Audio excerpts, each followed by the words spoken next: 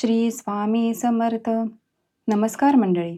आज आपण गगनगिरी महाराजा यांनी एका गरीब शेतकऱ्यावर त्यांची कृपादृष्टी कशी केली, त्यांचा आशीर्वाद कसा दिला याविषयी एक कथा ऐकणार आहोत.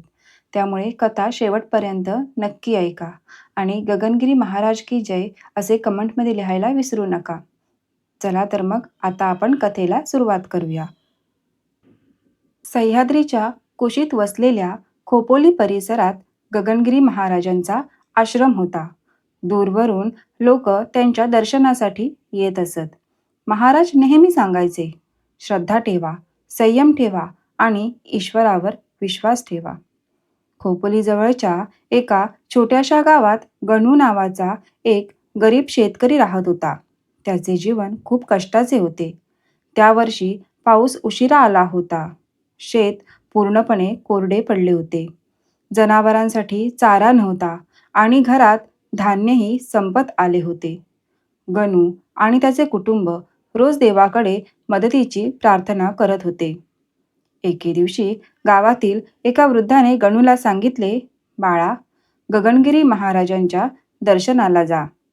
ते चमत्कार दाखवत नाहीत, पण भक्ताला योग्य मार्ग नक्की दाखवतात. दुसऱ्या दिवशी पहाटे गणू पायी चालत आश्रमात पोहोचला. महाराज शांतपणे ध्यान करत बसले होते. गणूने नम्रपणे त्यांच्या चरणी मस्तक ठेवले आणि आपल्या अडचणी महाराजांना सांगितल्या.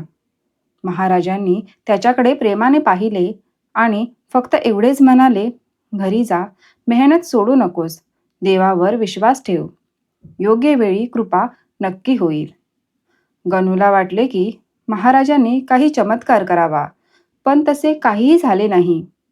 तरीही तो त्यांच्या शब्दांवर विश्वास ठेवून घरी परतला. दुसऱ्याच दिवसापासून तो पुन्हा शेतात मेहनत करू लागला. काही दिवसांनी आकाशात काळे ढग दाटून आले. जोरदार पाऊस सुरू झाला. कोरडी पडलेली जमीन हिरवीगार झाली.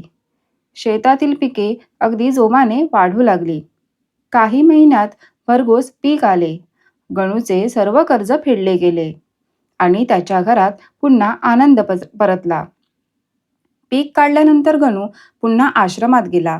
त्याने महाराजांच्या चरणी फळे अर्पण केली आणि डोळ्यात पाणी आणून म्हणाला, महाराज, तुमच्या आशीर्वादामुळे माझे जीवन बदलले. महाराजांनी त्यांचे म्हणणे ऐकून घेतले आणि हसले. म्हणाले, हे माझे नाही, तुझ्या श्रद्धेचे आणि तुझ्या मेहनतीचे फळ आहे. देव त्यालाच मदत करतो जो प्रयत्न सोडत नाही. त्या दिवसापासून गणूने कधीही संकटांना घाबरणे सोडले.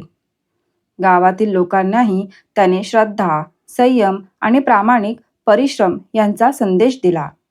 खोपोली परिसरात आजही अनेक भक्त गगनगिरी महाराजांच्या आश्रमात जाऊन मनःशांतीचा अनुभव घेतात आणि त्यांच्या कृपेची आठवण काढतात. मित्रांनो, जीवनात कितीही संकटे आली, कितीही मोठी संकटे असली, तरीही श्रद्धा, संयम आणि प्रामाणिक परिश्रम यांची साथ असेल तर योग्य वेळी योग्य मार्ग नक्की सापडतो.